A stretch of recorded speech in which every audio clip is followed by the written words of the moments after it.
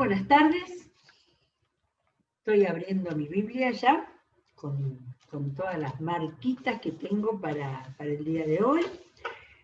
Y creo que, por lo menos por la selección de parábolas que tenía, terminamos en esta serie que al final creo que tuvo más de una semana, ¿no? Y espero que haya sido y que quede, porque ustedes saben que termina el programa y en un ratito ya Darío la subió, así que están todas, desde el primer día, están todos los programas como para, con su título correspondiente, como para, si uno quiere sugerírselo, mandárselos a alguien que esté comenzando con la Biblia. En algún momento voy a buscar en toda la lista que tengo para ver todos los que han sido, unos cuantos, de cómo leer la Biblia, de cómo algunas sugerencias prácticas para la lectura de la Biblia. Bueno, ahora tenemos la competencia, porque los del taller de discipulado, ayer o el miércoles estuvieron hablando del tema, porque claro, lo de ellos es discipulado desde el ABC, ¿no es cierto? Lo que acá hemos hecho es siempre desde la Biblia, pero nada sobra. El programa de los muchachos, que como hay algunos espacios, lo están pasando 2 veces más o 3, lo veo todas las veces, porque está muy bueno, siempre hay elementos que nos sirven a los que tenemos muchos años en la fe, y muchísimo más a los que están empezando la vida cristiana, y sobre todo en este tiempo, en la lectura de la Biblia. Hay una cosa que no creo que me pase a mí sola por ser grandes, sino que le pasa a todo el mundo, lo de no acordarse, ¿sí? Los jueves Elsa, por ejemplo, muchas veces se está repitiendo los datos del reinado de Israel al norte, del Israel al sur, y por un segundo yo pienso, bueno, esto ya fue dicho. Lo mismo yo muchísimas veces he repetido cosas volviendo, pero lo necesitamos porque nuestra cabeza tiene, como dice Facundo Manes, tantas cosas metidas, con tantos dispositivos, con todo el sistema de datos, información todo el tiempo, que dejamos pasar muchísimas cosas. Y aún aquello que debiéramos, como pasaba en los tiempos hace 40 años, donde había una sola televisión en la casa y a la tardecita la gente leía, entonces cualquier dato, cualquier información quedaba. Pero ahora necesitamos estar volviendo, fijando, escribiendo también para poder... imagínense la lectura de la palabra, lo que insistimos tanto. Cuando estamos leyendo, poder tener idea de dónde está eso, cuál es la conexión con el Antiguo Testamento, etcétera, etcétera. Pero bueno, vamos a las parábolas. Muchas de las parábolas, a cada rato me voy acordando cosas de esas que salen de la lectura, ¿no? Yo decía, no sé cuántas, porque no las conté, de las parábolas que hemos visto en estos días, provienen de una pregunta que le hicieron a Jesús, ¿sí? No lo sé, algunas sí, otras dicen Jesús le contó esta parábola a los discípulos, hay muchas situaciones, ¿no? Pero bueno, hoy tengo 4 de Mateo, porque Mateo empezamos los primeros días, después lo dejamos. 4 de Mateo y 1 de Lucas, a ver si llegamos a todas, no son muy largas. Y esta de Mateo 18, del 21, es una parábola que respondió a una pregunta. O sea, como lectora le presté atención a eso, de que había una pregunta, y a partir de ahí vino toda una parábola sobre el tema.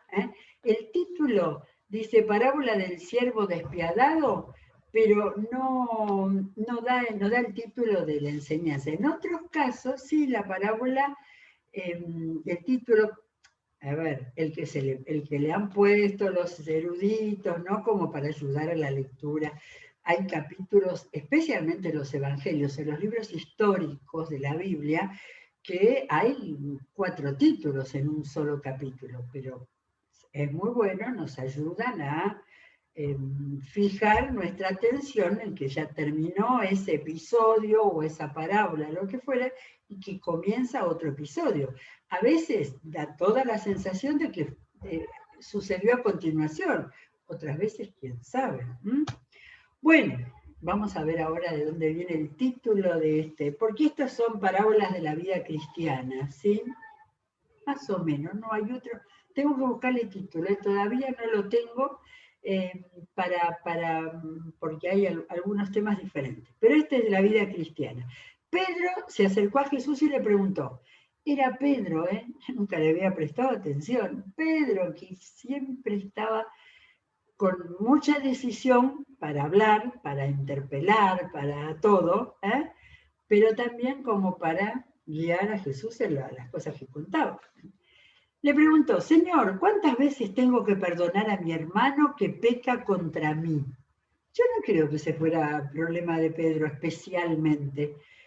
Me da la sensación que quizás surgió entre los nuevos discípulos, la gente que se acercaba, ¿no? Y entonces se largó Pedro, valiente, hasta 7 veces. No digo hasta 7 veces, sino hasta 77 veces le contestó Jesús. Alguna vez escuché a alguna persona diciendo, yo voy a contar y después de 490 veces no lo perdono más. ¿Ah? Bueno, Jesús dio un múltiplo de 7, número perfecto de los judíos, como para decir siempre. Por eso el reino de los cielos se parece a un rey que quiso ajustar cuentas con sus siervos. Al comenzar a hacerlo, se le presentó uno que le debía miles y miles de monedas de oro. Como él no tenía con qué pagar, el Señor mandó que lo vendieran a él, a su esposa y a sus hijos, y todo lo que tenía, para así saldar la deuda. Se ve que en el Antiguo Oriente esas cosas sucedían. El siervo se postró delante de él, tenga paciencia conmigo, le rogó y se lo pagaré todo. El Señor se compadeció de su siervo, le perdonó la deuda y lo dejó en libertad. Al salir, aquel siervo se encontró con uno de sus compañeros que le debía 100 monedas de plata. Lo agarró por el cuello y comenzó a estrangularlo. Págame lo que me debe, le exigió. Su compañero se postró ante él. Ten paciencia conmigo, le rogó y te lo pagaré. Pero él se negó. Más bien, lo hizo meter en la cárcel hasta que pagara la deuda. Bien contrapuestas las dos actitudes, ¿no? Cuando los demás siervos vieron lo ocurrido, se entristecieron mucho y fueron a contarle a su señor todo lo que había sucedido. Entonces el Señor mandó llamar al siervo. Siervo malvado, le increpó, te perdoné toda aquella deuda porque me lo suplicaste. ¿No debías tú también haberte compadecido de tu compañero, así como yo me compadecí de ti? Y enojado, su señor lo entregó a los carceleros hasta que lo torturaran para que pagara todo lo que debía. Acordémonos que en este caso, como si el rey fuera Dios, es decir, hay una enseñanza final, que es la enseñanza que Jesús quiso aplicar a la pregunta de Pedro y a todas las dudas que tendría todo el mundo con el tema del perdón, ¿no? Ese cuentito era muy útil como para ver. En este caso, el rey, el rico, fue más generoso que uno pobre que podía haberse compadecido más, ¿no? Pero la cosa era que ante el perdón más grande, el perdón más chico debía ser correlativo. Así también, Jesús lo cerró en la enseñanza, así también mi Padre Celestial los tratará a ustedes a menos que cada uno perdone de corazón a su hermano. Por algo en el Padre Nuestro, como ejemplo de oración, Jesús nos puso el tema de pedir perdón a Dios y de poner como condición de que también nosotros perdonáramos, ¿no?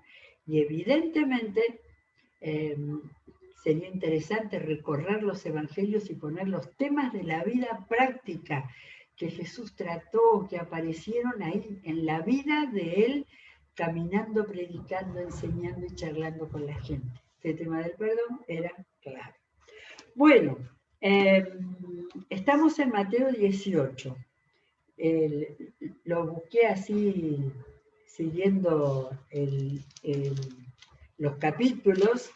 En el 19, no sé si tenemos alguno que hayamos visto, no. En el 19 no. En el 20 está la parábola de los viñadores, donde nos muestra que Dios perdona al que llega al primero, recibe. Este es sobre la salvación.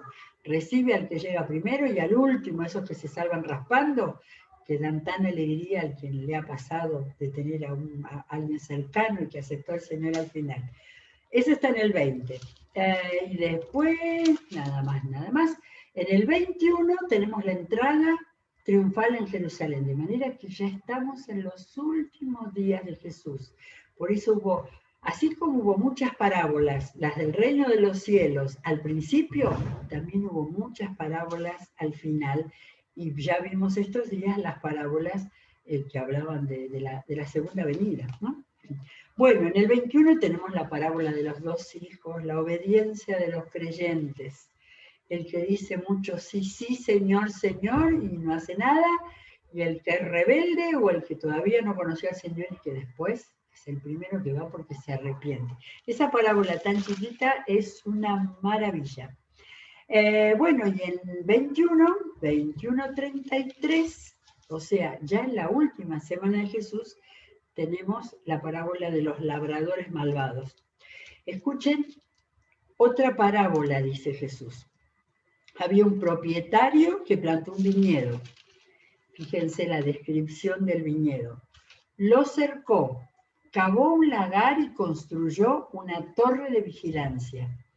O sea, de maravillas. O sea, un viñedo, no tirada ahí una semilla, no, con lo mejor. Yo tenía una pregunta y me olvidé. ¿Recordamos alguna enseñanza de Jesús en la cual contara la historia de Israel? Bueno, es esta. Una viña en Isaías, me olvidé ahora el capítulo, de los primeros capítulos de Isaías, está la parábola de la viña, donde Dios le manda al profeta a contar una parábola parecida en cuanto al amor con que el Señor hizo la viña. Bueno, luego arrendó el viñedo a unos labradores y se fue de viaje. Cuando se acercó el tiempo de la cosecha, mandó a sus siervos a los labradores para recibir de ellos lo que le correspondía. Los labradores agarraron a esos siervos, golpearon a uno, mataron a otro y apedrearon a un tercero.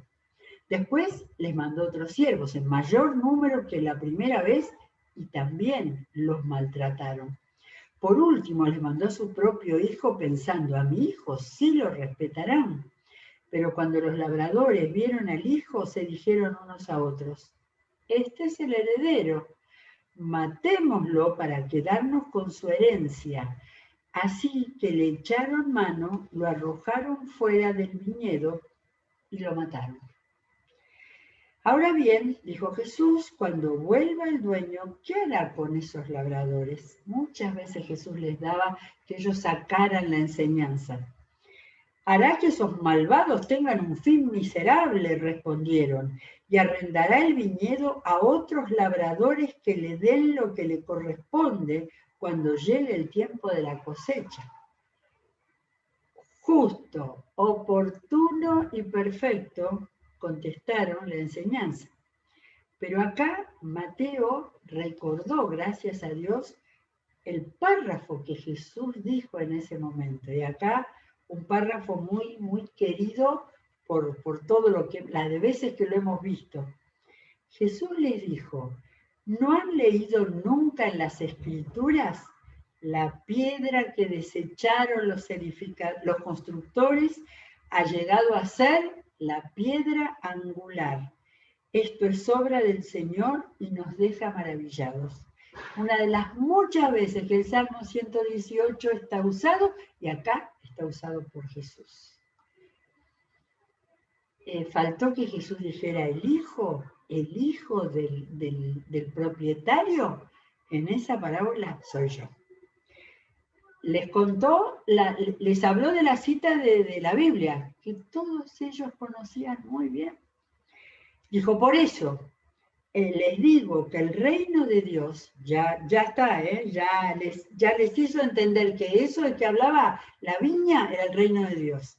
El reino de Dios se les quitará a ustedes, israelitas, no dijo israelita, y se le entregará a un pueblo que produzca los frutos del reino.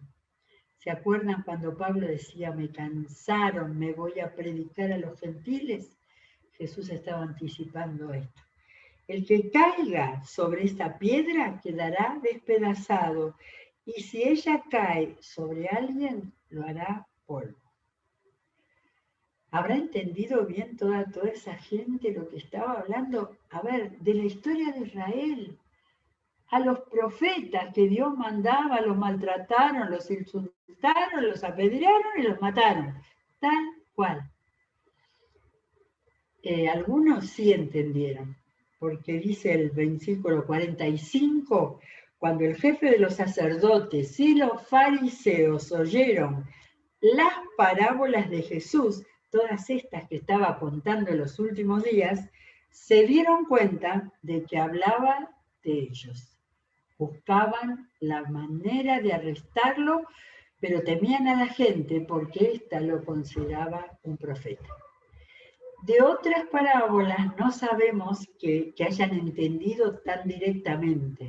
Con el asunto del sábado se ponían locos y hablaban de matarlo, pero acá, con esta historia de Israel contada desde la viña que ellos conocían por Isaías, ellos entendían que habían desperdiciado la oportunidad y que la viña iba a ser dada a otros pueblos y había dejado de ser a Israel. ¡Qué tremendo! Bueno, Mateo 22, acá tenemos del 1 al 14, el comienzo, parábola del banquete de bodas. Yo dije, esta ya la vimos. No, pero cada una de las distintas versiones a veces van a ver esta parábola como viene, que parece como una de las que ya vimos. Jesús volvió a hablarles en parábolas y les dijo, el reino de los cielos es como un rey que preparó un banquete de bodas para su hijo. Mandó a sus siervos que llamaran a los invitados, pero estos se negaron a asistir al banquete. Yo digo, acá viene, me casé recién, no, me compré, no. Quizás contó varias veces una parábola parecida, pero no es exactamente la misma. Llamaron a los invitados, pero estos se negaron a asistir al banquete. Luego mandó a otros siervos y les ordenó, díganle a los invitados que ya he preparado mi comida, ya he matado mis bueyes y mis reses cebadas. ¿Se imaginan el asadón que habría hecho? Y todo está listo. Vengan al banquete de bodas. Pero ellos no hicieron caso y se fueron, uno a su campo y otro a su negocio. De manera acá está el Señor no solamente una vez recordando la invitación, sino insistiendo con la invitación. Los demás agarraron a los siervos, los agarraron a los siervos, los maltrataron y los mataron. O sea que acá vuelve ese tema de los siervos que volvían por segunda vez maltratados. El rey se enfureció, mandó a su ejército a destruir a los asesinos y a incendiar su ciudad. Luego dijo a sus siervos, el banquete de bodas está preparado para los que invité, que no merecían venir. Juicio de Dios acá. Vayan al cruce de los caminos e inviten al banquete a todos los que encuentren. Así que los siervos salieron a los caminos y reunieron a todos los que pudieron encontrar, buenos y malos, y se llenó de invitados al salón de bodas. Hasta el último capítulo de esta parábola. Pero esta se une con esa, con esa enseñanza, por ejemplo, con la parábola de los dos hijos, que decía que el hijo de mala vida, pero que al final fue a lo que el papá le pidió, eran como los publicanos, las prostitutas. Acá está diciendo que Dios llama a todos, Dios le da oportunidad a todos, ¿sí? En algún tiempo la iglesia cristiana se encerró mucho con toda gente de vida normal, ¿no? De vida que estuviera cercana a Dios, que le gustara el culto, y a todos los otros, a los llamados pecadores, no había demasiado interés en que entraran, sobre todo si estaban sucios o si no pertenecían a la misma clase. Ha pasado de todo y muchas de esas cosas la iglesia cristiana perdió al mundo, a su mundo, al que lo rodeaba. Bueno, pero acá algo parecido, pero no era esa la idea. El final, cuando el rey entró a ver a los invitados, sí que hizo la miradita, notó que allí había un hombre que no estaba vestido con el traje de boda. Amigo, ¿cómo entraste aquí sin el traje de boda?, le dijo. El hombre se quedó callado. Entonces el rey dijo a los sirvientes, átenlo de pies y manos y échenlo afuera a la oscuridad, donde habrá llanto y rechinar de dientes. Ahí hizo acordar a otras veces que Jesús dijo esa misma fuerte ilustración del juicio final. Porque muchos son los invitados, pero pocos los escogidos. Acá no eran, a ver si se junta con la ejemplificación anterior que dije de las iglesias que no eran muy amables con la gente diferente que entraba, ¿no? Porque tiene un sentido ese de estar con el traje de bodas. Eso era con la aceptación al Señor, no era haberse acercado al reino de los cielos, pero no haber hecho la entrada con el arrepentimiento, la aceptación a Jesús y el estar con la vida eterna para poder llegar al banquete de bodas, ¿sí? Por eso es que hay que leer cuidadosamente. Y por eso agregó Jesús, muchos son los invitados, pero pocos los escogidos.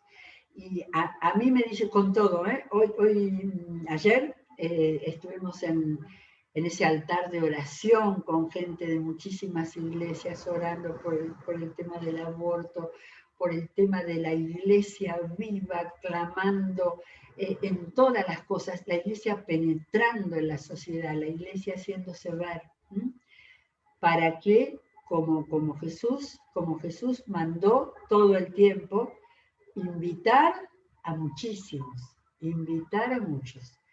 Y él sabía, el que contó la parábola del sembrador, que dijo que de la buena tierra son menos, acá Jesús, miren, es la misma línea de la parábola del sembrador, pocos los escogidos.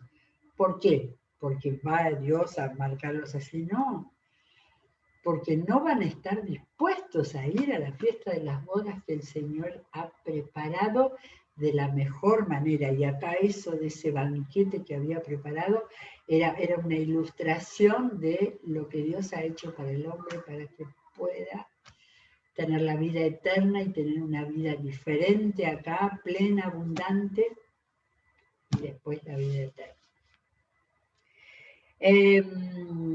Algunas parábolas dejan un dejo amargo, porque Jesús sabía lo que iba a pasar, lo iban a matar unos días después, iba a tener que dar su vida para esos que fueran los escogidos, porque fueran los que realmente lo aceptaron. Así que estaba mostrando todos estos relatos tan claros, llamativos, interesantes, para que más gente pudiera llegar a él y aceptarlo. Tengo la última. La última no tiene tema ahí mirando muestra otra beta de Dios. Y esta que, bueno, la dejé, digo, vamos Lucas, vamos a dejar una para Lucas. Lucas 13, ahí en medio de tantas parábolas que tenemos. Lucas 13, 6 al 9, muy chiquitita.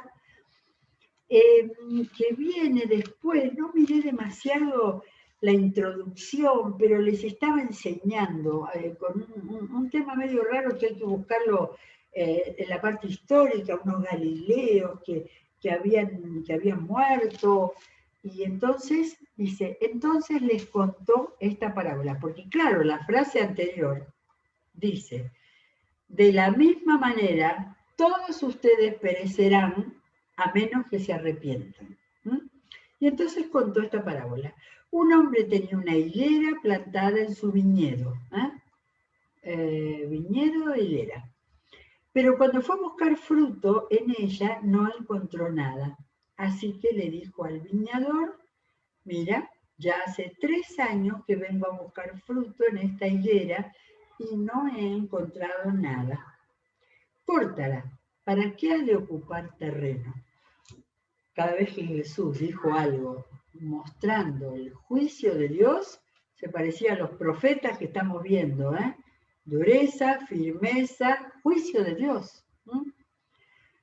Córtala, ¿para qué ha de ocupar terreno? Señor, le contestó el viñador, déjala todavía por 1 año más, para que yo pueda cavar a su alrededor y echarle abono. Así tal vez en adelante dé fruto, si no, córtala.